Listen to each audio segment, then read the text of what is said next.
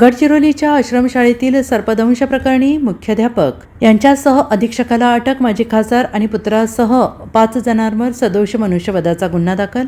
गडचिरोली जिल्ह्याच्या धानोरा तालुक्यातील जबतलाई येथील अनुदानित आश्रमशाळेत 10 ऑगस्ट रोजी घडलेल्या भीषण सर्पदंश प्रकरणी अखेर मोठी कायदेशीर कारवाई करण्यात आली आहे.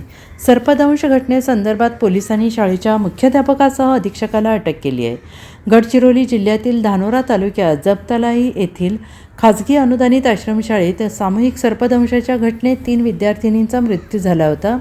काही विद्यार्थिनी जखमी झाल्याने त्यांच्यावर उपचार सुरू आहेत आणि या संदर्भात काल 12 ऑगस्ट धानोरा पोलीस ठाण्यात मध्यरात्री 5 जणांवर विविध कलमान्वये गुन्हे दाखल झाले होते आणि त्या संदर्भात शाळेतील कर्मचाऱ्यांचे काल जबाब घेण्यात आले आणि काल संध्याकाळी उशिरापर्यंत पोलिसांनी त्यांना ताब्यात घेतलेला आहे.